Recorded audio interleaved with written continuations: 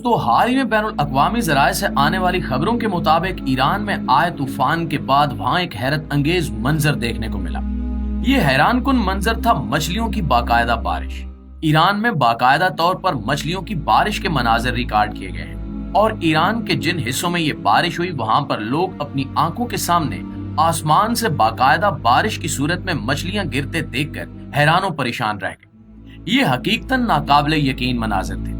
ऐसी चीजें इंसान वीडियोस और तस्वीरों में देखकर तो गुजर जाता है, लेकिन अपनी आंखों के सामने देखना यकीनन एक अनोखा तजुर्बा है।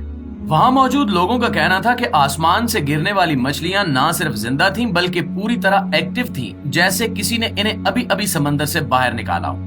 लोगों की एक बड़ी तादाद इन मछलियों को इकट्ठा करने में मसरूफ हो गई, जिसके बाद यकीनन वो इन्हें अपने घरों में ले जाकर पकाने वाले होंगे। लेकिन नाजरीन, सोचने की बात यह है कि मछलियों की ये बारिश आखिर हुई कैसे और क्या ऐसा दुनिया में पहली बार हुआ है या फिर पहले भी ये हो चुका है? क्या ये मछलियों की बारिश कुदरत का एक करिश्मा या मौजज़ा है? क्या इसके मुताल्लिक साइंसदानों ने तहकीक करके इस सारे वाक़े के पीछे कोई साइंटिफिक दलील दी है या नहीं?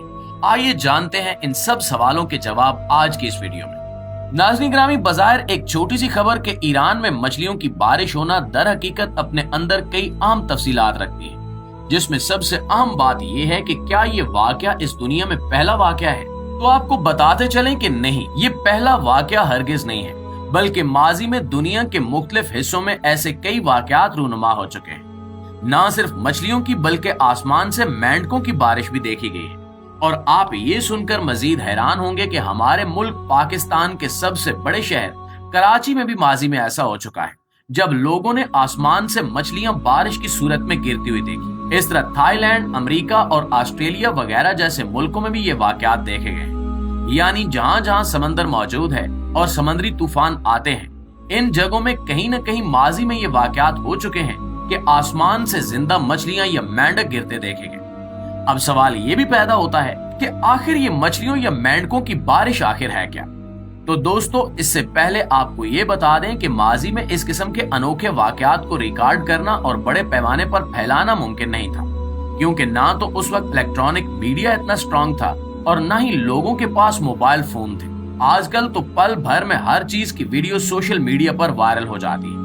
इसके बावजूद भी लोगों की गवाहियों के बाद साइंसदानों ने इस मामले पर तहकीक करना शुरू कर दी थी कि अगर ये वाकयात सच में हुए हैं तो इनकी क्या वजह हो सकती है।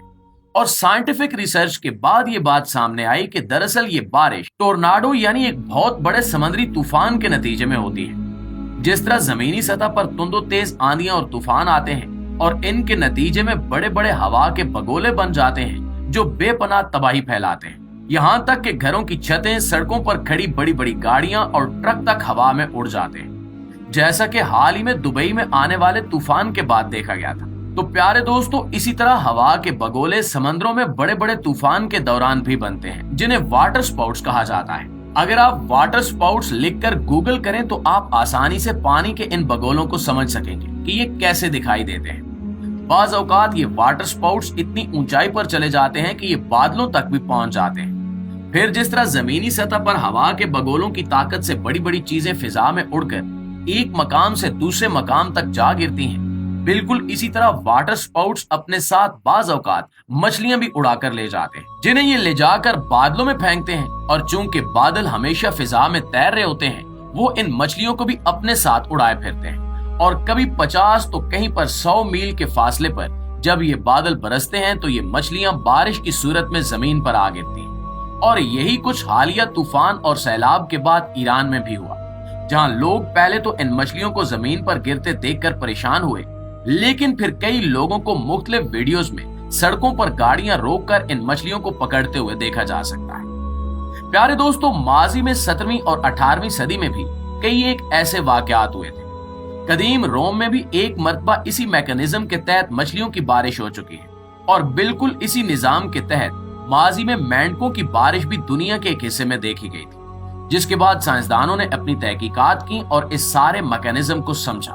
बावजूद इसके कि साइंसदान इस बात को समझ गए कि तूफान के नतीजे में होने वाली ये बारिशें कैसे वकूफ पजीर होती हैं, फिर भी इसमें कई ऐसे पहलू अभी तक जवाब तलब हैं जिनका हल ढूंढते साइंसदान भी चकरा गए। सबसे आम पहलू यह है कि मछलियों की ये बारिश हमेशा एक ही तरह की यानी एक ही नस्ल की बारिश होती है। मतलब जब वाटर स्पाउट्स बड़े बड़े समुद्री तूफानों के नतीजे में बनते हैं तो ऐसा कैसे हो सकता है कि ये हमेशा सिर्फ एक ही नस्ल की मछलियों को उठाकर ले जाते हैं। समंदर में और भी कई मखलूकात होती हैं, कछुए, बगले या कम अज कम हर किस्म की मछली, यानी कुछ भी इन समुद्री बगौलों के साथ आ सकता है। लेकिन ऐसा क्यों है कि ये सिर्फ मछलियों को ही उठाते हैं और वो भी सारी की सारी एक ही नस्ल की। इसी तरह अगर मेंढकों की बारिश भी कहीं माजी में रिकॉर्ड की गई तो वो भी सारे एक ही नस्ल के देखे गए। इसी तरह एक और इंतहाई अहम पहलू ये भी है कि समंदर से जब किसी मछली को निकाला जाता है तो हम सब जानते हैं कि वो ज्यादा देर जिंदा नहीं रह सकती। तो इन समुद्री बगौलों के साथ फिजा में उड़ने वाली ये मछलियां बादलों में पहुंचकर भी जिंदा रहती हैं। हालांकि बादलों में पानी की मिकदार ज्यादा नहीं होती, अगर हो भी तो ये पानी फैलाव में होता है जिसमें मछलियां जिंदा रहती हैं, ये समझना मुश्किल है। दूसरी तरफ ये बात भी अपनी जगह बेहद हैरानकुन है कि जब बारिश की सूरत में ये मछलियां जमीन पर गिरती हैं तो ये भी जिंदा ही होती हैं और वीडियोस में इन्हें तड़पते हुए और तेजी से हरकत करते हुए देखा जा सकता है। अब सोचने की बात यह है कि इतनी ऊंचाई से और इस कदर जोरदार तूफान के नतीजे में भी ये मछलियां मरती नहीं है। यहाँ तक कि मेंढकों की बारिश के दौरान भी देखा गया कि तूफान के नतीजे में बादलों तक पहुंचने और फिर वापस गिरने वाले ये मेंढक भी इतने जोरदार तरीके से जमीन पर गिरने के बावजूद भी जिंदा थे। अब ये कैसे हुआ? इंसान इस अजीबोगरीब हकीकत को समझने से बिल्कुल कासिर है। साइंसदान अभी तक इन सवालों के जवाब ढूंढने में लगे हुए हैं।